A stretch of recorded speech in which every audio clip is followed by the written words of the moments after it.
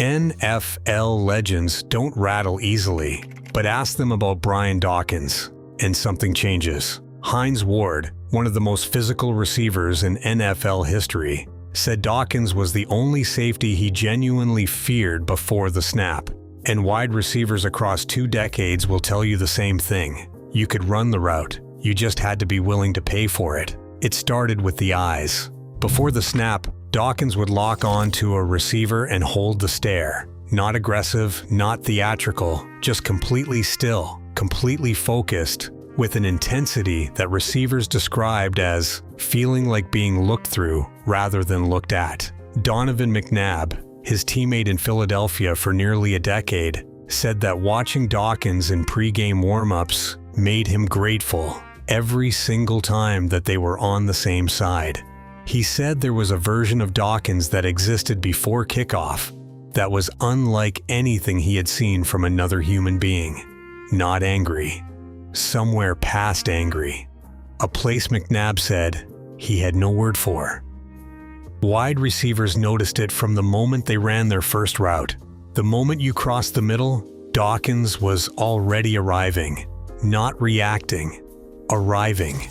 As if he had known the route before you ran it, had calculated the timing before the ball left the quarterback's hand, and had simply been waiting at the coordinates where the collision was going to happen. That was the first level, running the route and realizing he was already there. The second level was what Chad Johnson described. Johnson built his entire career on being faster and smarter than the safety covering him. Against Dawkins, he said he spent the first quarter just trying to understand where he was. Not where he was going, where he was right now. Because Dawkins moved in a way that did not follow the normal logic of defensive positioning. He was never where you expected him to be. He was always where you were about to be. Johnson said that by the second quarter, he had stopped trying to outthink him and was simply running routes and hoping. From Chad Johnson, that was not a small admission. There was a game that receivers still bring up when Brian Dawkins is mentioned. It wasn't a playoff game. It wasn't the game you'd expect. November 2002, Philadelphia against the San Francisco 49ers. San Francisco had built their game plan around attacking the middle of the field, running crossing routes designed to stress Philadelphia's linebackers and create natural conflicts for the safeties. It was a sound scheme against almost any defense in the league. Dawkins wrecked it before halftime. He intercepted 2 passes in the first 2 quarters, both on routes designed specifically to draw him away from the play. On the first one, the 49ers ran a double move intended to freeze him on the inside route before breaking outside. Dawkins did not freeze. He read the quarterback's eyes before the receiver made his cut, broke on the ball while it was still in the air, and took it back 42 yards.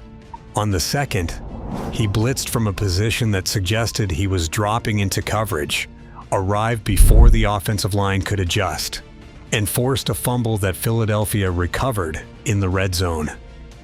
By the third quarter, San Francisco's offensive coordinator had largely abandoned the crossing route concept, not because the scheme was wrong, because Dawkins had made it irrelevant. After the game, the 49ers quarterback said he had never played against a safety who felt like a linebacker on every snap and a cornerback on the next one. He said preparing for Dawkins felt like preparing for 2 different players at the same time, and that by the end of the game he still wasn't sure which one had been covering him. The number that defined Brian Dawkins is not a tackle total or an interception count. It is 37. 37 times in his career, Dawkins recorded both a sack and an interception in the same season. No safety in NFL history has combined pass rush production and coverage ability at that level across that many years. But the number alone does not explain what made opposing offenses break down. What made them break down was the uncertainty. Every safety in the NFL operates within a defined range of responsibilities. Coaches know what a safety can do, where he can be, what he cannot cover. Game plans are built around those limitations. Dawkins did not have the limitations that game plans were built around. He could blitz from any alignment. He could drop into any zone. He could match a slot receiver in man coverage on one snap and arrive at the line of scrimmage faster than the tight end could block him on the next. Offensive coordinators who faced Philadelphia said the hardest thing about scheming against him was that every play call carried a version of the same question. Where is Dawkins right now? And is he about to make this play useless? That question, applied to every snap of every drive, is what exhausted offenses by the fourth quarter. Not any single thing he did. The accumulated weight of never knowing. His teammates called it Weapon X. The nickname came from the pregame ritual that became one of the most recognizable images in Philadelphia sports history. Before every home game, Dawkins would emerge from the tunnel in a state that teammates described as no longer fully being Brian Dawkins. The man who was calm and thoughtful in the locker room, who mentored young players and spoke carefully in interviews, was gone. What came through that tunnel was something else. Jeremiah Trotter, Philadelphia's linebacker during the championship years, said he made a point of never standing directly in front of Dawkins during those moments. Not because he was afraid of him, because the energy coming off him was so concentrated and so total that it physically affected the people around him. Trotter said it was the closest thing to controlled insanity he had ever witnessed from another professional athlete. But the third level, the one that separated Dawkins from every other intimidating player in the league, was what Terrell Owens described after facing him in the NFC Championship.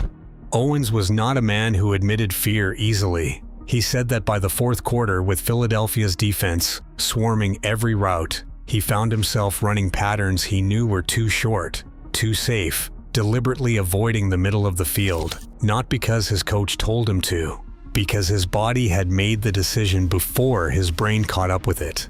That is what sustained terror looks like in professional football. Not a single hit that changes a game. A player who over 4 quarters rewrites what a receiver is willing to do without anyone ever asking him to. 13 seasons, 9 Pro Bowls, a safety who played cornerback, linebacker, and pass rusher on the same defense without ever being replaced on the field. The Hall of Fame inducted him in 2018, confirming what Philadelphia had known since his first season, that Dawkins was not just a great safety. He was a new version of the position. Every versatile safety since, every player who gets described as a chess piece or a matchup problem is playing a role that Dawkins defined. But the receivers who faced him do not talk about the scheme. They talk about the fourth quarter, the routes they stopped running, the middle of the field they stopped crossing, the moment they realized, somewhere in the second half, that he had already changed the way they were playing without laying a hand on them. That is what Brian Dawkins looked like from the other side of the field. Weapon X. There has never been another one.